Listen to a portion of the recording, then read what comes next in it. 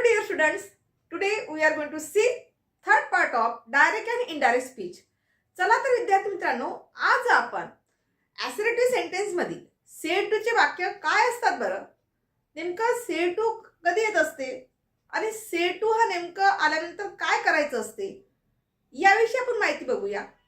तुम्हाला असे अनेक प्रश्न पडले असतील की डायरेक्ट आणि इनडायरेक्ट स्पीच करत असताना assertive sentence मध्ये कालपर्यंतच्या तासामध्ये आपण सेटचे वाक्य बघितले होते.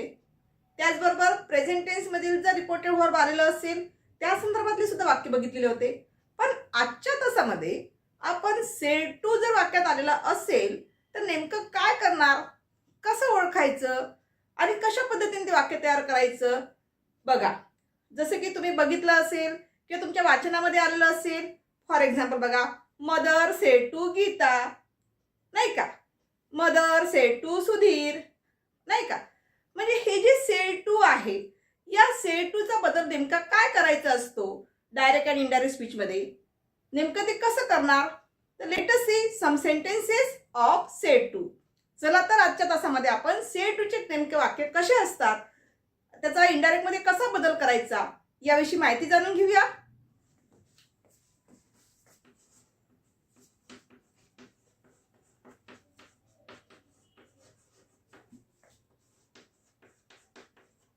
डायरेक्ट अँड इनडायरेक्ट स्पीच याच्यामध्ये आपल्याला कोणते बघायचे आहे विद्यार्थी मित्रांनो, सेड टू सेंटेन्सेस बघत आहे आपण. Said to. आता हे सेड टू सेंटेन्स आहे तरी काय बघा. For example, the man said to Hari, comma inverted comma मध्ये, you are not doing your job well. बघा आता बघा वाक्य कसं दिलेलं आहे, लक्ष द्या इकडे. The man said to Hari, you are not doing your job well. कोणी कोणास म्हटले, तुम्ही ऐकलं असेल, आपण मराठीमध्ये शिकलेलो आहे. कोणी कोणास म्हटले, परीक्षेमध्ये पण लिहित असतात तुम्हाला कोणी कोणास म्हटले. मग या ठिकाणी बघा त्याचप्रमाणे वाक्य आहे. पण हे जे वाक्य आहे हे वाक्य कसं आलेलं आहे तर या ठिकाणी बघा, the man said to Hari. कुणाशी कोण बोललेलं आहे, पहिले विचार करायचं कोण कोणाशी बोलत आहे. कोणी कोणास म्हटले सरळ सरळ लक्षात घ्यायचं.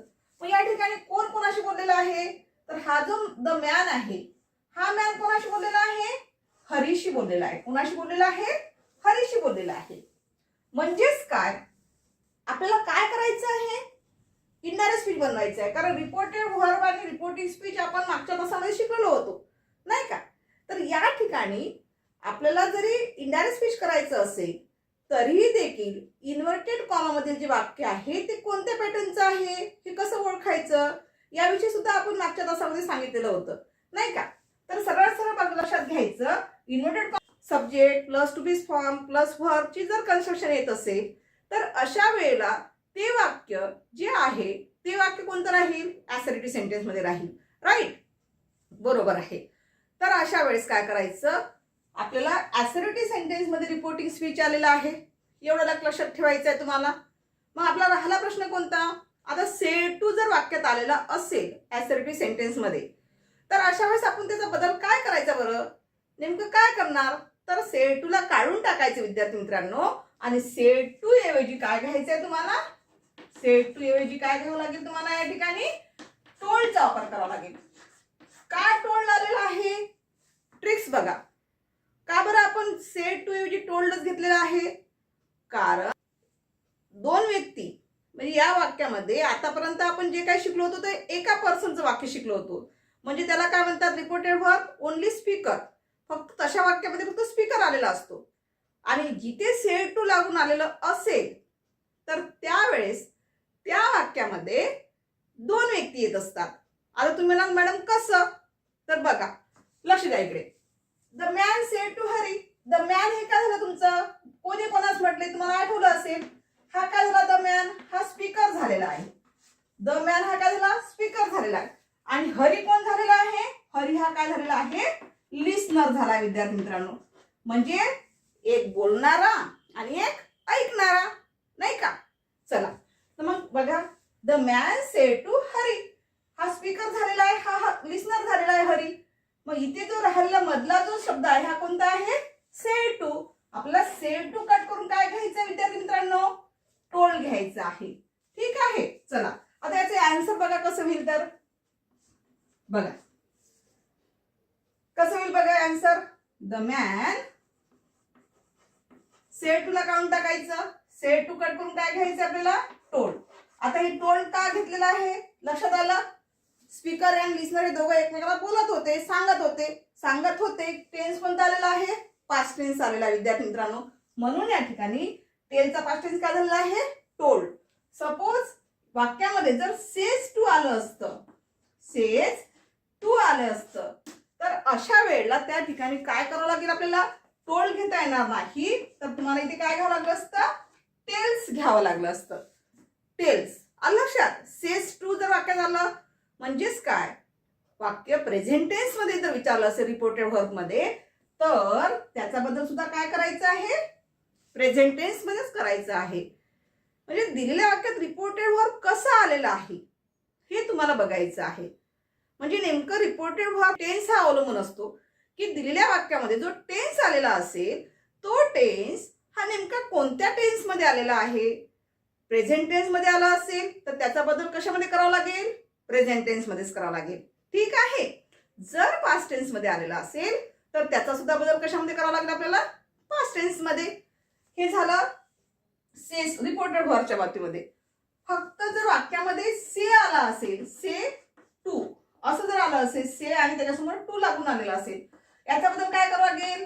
टेल करावं लागेल.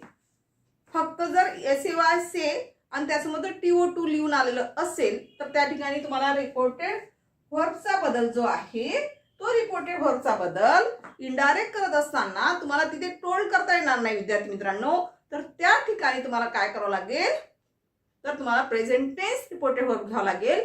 म्हणजेच काय? तर त्या ठिकाणी से टू चा बदल टेल मध्ये घ्यावा लागेल.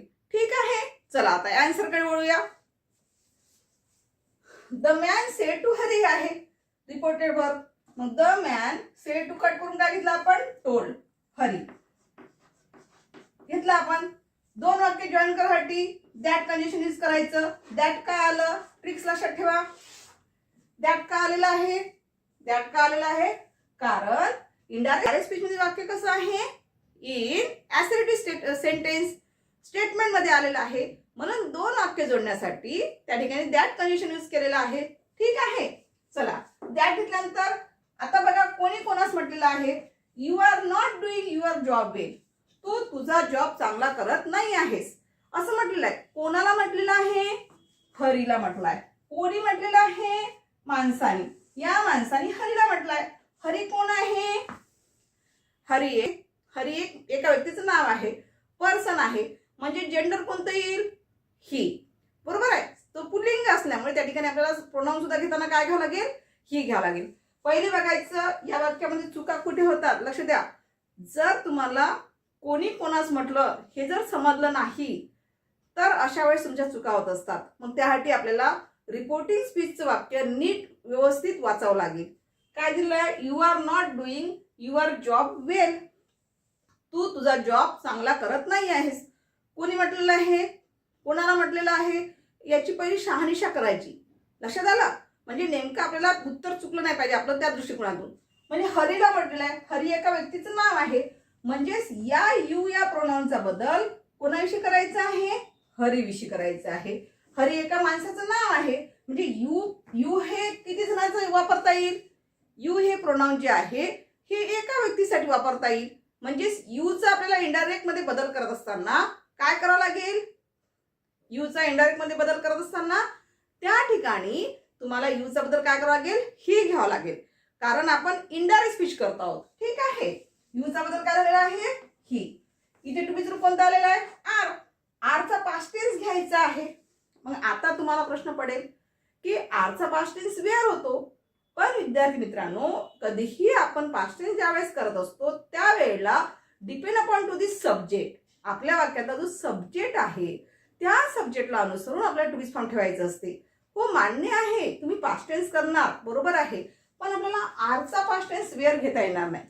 कारण हा जो सब्जेक्ट आहे हा सब्जेक्ट कसा आहे, सिंग्युलर आहे, त्यामुळे इथे तुम्हाला काय घ्यावं लागेल, आरचा पास्ट टेन्स वॉज घ्यावा लागेल. ठीक आहे.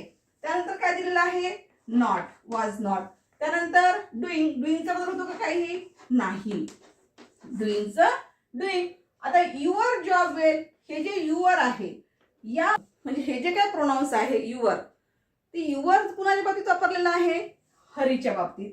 मग आहे हरीसाठी आपण कोणतं प्रोनाउन यूज केलेलं आहे, ही. म्हणजेच युअर साठी आपल्याला काय करावं लागेल, युअरचा बदल काय होईल या ठिकाणी, हिज घ्यावं लागेल, हिज. जर फिमेल असेल तर फिमेलच्या बाबतीमध्ये आपल्याला हर घ्यावं लागलं असतं युअरचा बदल. तर या ठिकाणी युअरचा बदल आपण काय घेतलं, हिज.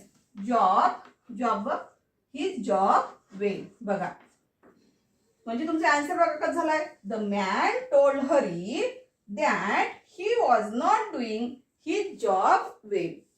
तुमच्या लक्षात आलं. आता नेमका बदल काय करायचा असतो, जर वाक्यामध्ये सेड टू जर वाक्यात आलं असेल तर अशा वेळेस सेड टूचा बदल काय करायचा तुम्हाला, टोल्ड मध्ये करावा लागेल. आणि वाक्यात जर स्पीकर आणि लिस्नर जर आलेले असेल तर 100% ते वाक्य तुमचं या ठिकाणी सेड टूचा बदल टोल्ड मध्येच करावा लागेल. ठीक आहे. आणि त्या ठिकाणी रिपोर्टिंग स्पीच जे दिलेलं वाक्य आहे ते रिपोर्टिंग स्पीच वाक्यामध्ये जो लिस्नर आलेला असतो त्या लिस्नरला अनुसरून त्या ठिकाणी त्याचा बदल करायचा असतो विद्यार्थी मित्रांनो. ठीक आहे. चला नेक्स्ट सेंटेन्स कडे बोलूया. सेंटेन्स बघूया. The man said, comma inverted comma मध्ये, that will do, comma boy, comma inverted comma complete full stop. बघा आता बघा या वाक्यात तुम्हाला काय दिसते आहे, the man said, comma inverted comma मध्ये दॅट विल डू बॉय दिलेला आहे. आता तुम्हाला प्रश्न पडेल की मॅडम या वाक्यात सेड टू आलेला नाही आहे. विद्यार्थी मित्रांनो, जर अशा प्रकारचे सुद्धा वाक्य आले, सगळ्यात पहिले काय करायचं, त्या वाक्यामध्ये कुठे रिपोर्टिंग स्पीच मध्ये एखादा लिस्नर दिसतो आहे का ते बघायचं, जेणेकरून एखादा नाऊन आलेला आहे का, प्रोनाऊन आलेला आहे का, त्याविषयी पहिले आपली खात्री करून घ्यायची की जेणेकरून आपल्या चुका होणार नाही. ठीक आहे. चला या वाक्यामध्ये दिलेलं जे वाक्य आहे स्पीकर अँड लिस्नरचंच वाक्य आहे, पण फक्त पोझिशन चेंज झाली आहे. विद्यार्थी मित्रांनो आलं का तुमच्या लक्षात, काय दिलेलं आहे बघा. इथे दिलेलं आहे the man sed that will do boy. हे जे काही तुम्हाला बॉय दिसतो आहे या बॉयला कुठे घेऊन यायचं तुम्हाला, कुणाशी बोललेला आहे तो, the man sed that will do boy. कुणाशी बोललेला आहे, बॉय सोबत बोललेला आहे, म्हणून त्या बॉयला तुम्हाला कुठे घेऊन यायचं आहे विद्यार्थी मित्रांनो, रिपोर्टेड वर्ब मध्ये घेऊन यायचं आहे. म्हणजेच इनडायरेक्टली काय आहे ते वाक्य, इनडायरेक्टली जे वाक्य आहे ते वाक्य असं दिलेलं आहे, the man said to boy असं ते वाक्य आहे. पण तुम्हाला कन्फ्युज करण्यासाठी दॅट विल डू अशा पद्धतीचे वाक्य आहे. ठीक आहे. खरं वाक्य हे अशा पद्धतीचं आहे, पण विद्यार्थी कन्फ्युज व्हावं, विद्यार्थ्याला थोडंसं माहिती राहावं म्हणून अशा पद्धतीने सुद्धा पेपरला वाक्य येत असतात. तर अशा वेळेस या वाक्याचा तुम्ही बदल कसं करणार. आता हे तुम्हाला सरळ सरळ वाटेल की ती सेड टू आलं मगांच्या वाक्यानुसार, राईट. म्हणजेच काय करावं लागेल बघा, द मॅन सेड टूचा बदल काय होईल, टोल्ड बॉय. आता तुमच्या लक्षात आलं असेल की या वाक्यामध्ये इथे सेड टू बॉय म्हणजे या माणसं, हे जे द मॅन आहे हा मान कोणाशी बोलला आहे, बॉयशी बोललेला आहे. The man told boy. दोन वाक्य जोडण्यासाठी पुन्हा दॅट घ्या, घेतला आपण दॅट. हे तुमचं दॅट हे काय म्हणून वापरलेलं आहे, जॉईन वर्ड्स. हा जॉईन वर्ड्स आहे. हा जो दिला हा काय आहे तुमचा जॉईनिंग वर्ड्स आहे. कंजक्शन त्याला आपण म्हणतो, दोन वाक्य जोडण्यासाठी वापरलेला शब्द. ते म्हणजे या ठिकाणी काय वापरला आपण, दॅट वापरलेला आहे. इथे कोणता शब्द आलेला आहे, दॅटचं दॅटच राहील. इथे आपल्याला पुन्हा धिस करता येणार नाही, धिसचा बदल काय होतो, दॅट होतो. पण दॅटचा पुन्हा बदल धिस करत बसायचं नाही विद्यार्थी मित्रांनो. इथे दॅट आलं, दॅट घेतलं. इथे काय आलेलं आहे, विल. इथे रिपोर्टेड वर्ब कोणत्या टेन्स मध्ये दिसतो आहे, पास्ट टेन्स. म्हणजे विलचा पास्ट टेन्स काय होईल, वुड. आणि त्यानंतर हे जे वर्ब आहे हे वर्ब ॲज इट इज जशा तसं घेऊन घ्यायचं. वुडच्या समोर जे येणारं वर्ब आहे, वुड हे काय झालेलं आहे, पास्ट टेन्स झालेलं आहे. त्यामुळे त्या ठिकाणी येणारं जे वर्ब आहे मेन वर्ब त्या ठिकाणी तुम्हाला घ्यावं लागेल. ठीक आहे. बघा आपण आज काय बघितलेलं आहे, आपण सेड टू सेंटेन्स काय असतात याविषयी माहिती जाणून घेतलेली आहे. त्याचबरोबर दिलेल्या वाक्यात सेड टू आलेला असेल त्याचा बदल कसा करायचा याविषयी माहिती बघितलेली आहे. In the next video will see the remaining portion of direct and indirect speech. Thank you.